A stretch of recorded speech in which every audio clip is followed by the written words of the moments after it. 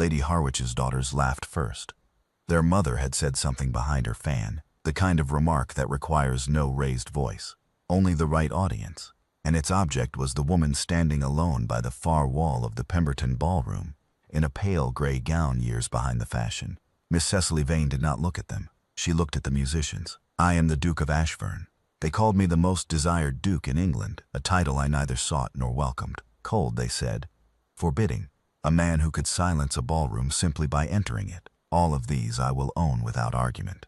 I was standing near the door that night, my 5th such evening of the season, and every one of them had been a study in cruelty dressed in silk. Lord Pemberton's 1,000 candles fell on every gown and jewel with the merciless clarity of noon.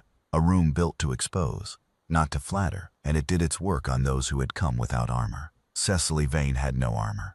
She stood with a composure I would come to understand was not timidity but something harder and more dignified than anything else in that glittering hall.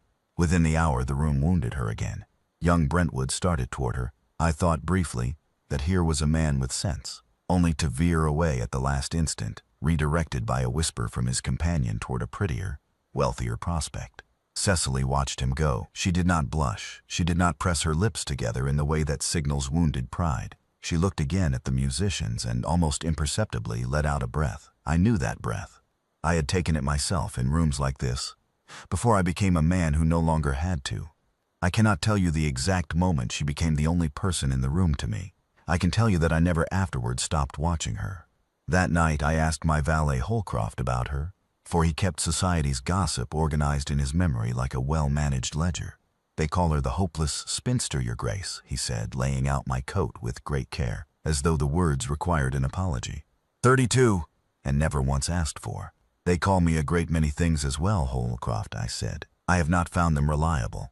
The facts were quickly told. Her father, a country clergyman of modest income, was dead. She had no dowry worth mentioning, no connections above the merely respectable, no beauty of the fashionable kind. She attended these evenings only because she served as companion to old Mrs. Pemberton in the country, and the old lady was fond of her. Charity, then, was the frame around her presence, and society understood this perfectly. Over the next fortnight I attended 3 more of these evenings because she was at each of them. I did not speak to her. I was gathering the courage to step sideways from everything the world expected of a man in my position. I watched Lady Harwich dismiss her twice more. I watched a young lord use her as a convenient object of wit, loudly, before a semicircle of amused faces. She answered him with perfect quiet, and he colored and moved on, and she turned back toward the musicians without a trace of triumph on her face. That was when I understood. She was not enduring. She was above it, and she had been above it, alone, with no one to stand beside her for a very long time. The evening it became impossible to remain a spectator was a Wednesday, at the Alderley Assembly Rooms. I had arrived late and taken my usual station by the great fireplace, where the whole room was visible. Within the first quarter hour I saw Lady Harwich in full sail steering her daughters toward the chair where Cecily sat, a small supper plate balanced on her knee. There was nothing subtle about what followed. "Still among us, Miss Vane," Lady Harwich said, pitched to gather an audience. "How faithful you are. Some women attend assemblies to dance, and some, I suppose, to watch the rest of us do it." Her daughters obliged with their practiced amusement. Several gentlemen turned to look, and Cecily Vane set down her plate with great care, as though she were simply rearranging her hands, and sat very still, and said nothing. She said nothing because there was no one to say anything to. That was the cruelty of it, more than the words, that she sat in a room full of people, and not one of them moved. I moved. I have been told since that the room went quiet. I cannot verify it. I was not attending to the room. I was attending to her. I crossed the floor, and people stepped aside as they always do, though that night it felt less like precedence and more like a path being cleared for something necessary. I stopped in front of Cecily Vane. She looked up. Her eyes were dark and steady, and in them I saw surprise, but not the bright, gratified surprise of a woman who had been waiting to be rescued. Something more cautious, more measured, as though she were reserving judgment on whether this was rescue at all. I respected her enormously for it. I said her name, simply that, Miss Vane, and held out my hand. She considered it for a moment that seemed to last considerably longer than it was. Then she set aside the small supper plate, rose, and placed her hand in mine. I did not look at Lady Harwich. I did not need to. I was aware, in the way one is aware of weather, that the temperature in the room had shifted considerably. I heard, behind me, the particular silence that is not silence at all, but 100 people simultaneously deciding whether to breathe. Cecily Vane and I walked onto the floor and danced. She danced very well. I had not expected otherwise. She moved with that same quality I had observed all these weeks. Not display, but presence. We did not speak much during the first dance. In the second, which followed immediately because I did not release her hand and no one approached to interrupt us, she asked me, in a voice low enough for only myself, whether I had any particular reason for crossing a very large room at some speed on her behalf. I told her that I had been intending to cross it for some time, and that I was sorry I had not done so sooner. She was quiet for a moment. Then she said, "I am not certain you are sorry, but I think you may be telling the truth." "You may test the one against the other," I said, "for as long as you find the question interesting." And then, because I had wondered for a fortnight, I asked her why she always watched the musicians. "Because they are the only people in these rooms doing honest work," she said.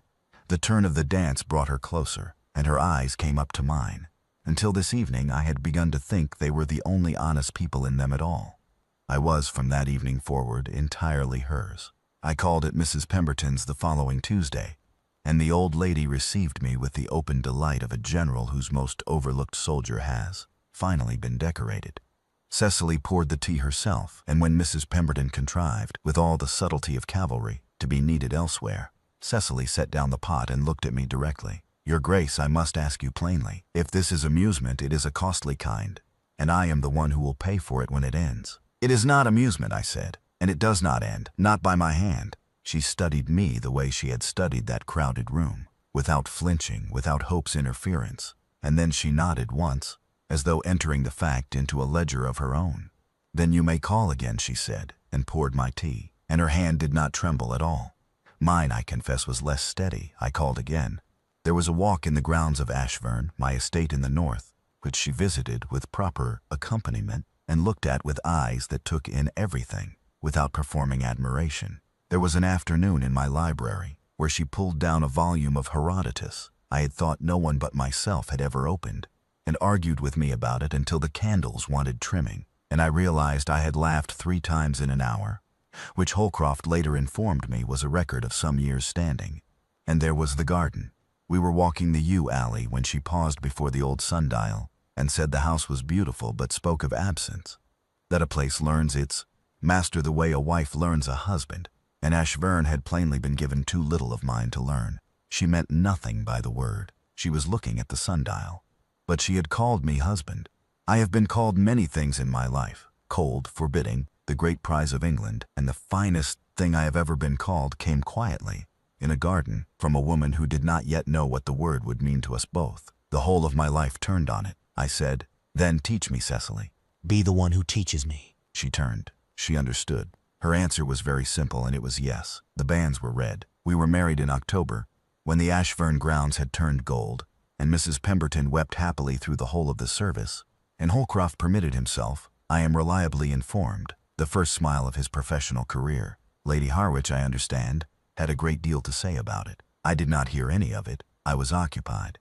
What I wish to say to anyone who will listen is this: I have stood in every fine room England possesses. I have been considered a great prize, a cold man, a forbidding one. I have been the most desired and the most avoided, sometimes by the same person in the same evening. None of it was worth a single dance with Cecily Vane. She made Ashburn a home. She made me, very gradually and without any fuss about it, a man who knew what home was. I count it the best bargain of my life, and I would cross that room again 1,000 times, without a moment's hesitation, for the sake of her hand in mine.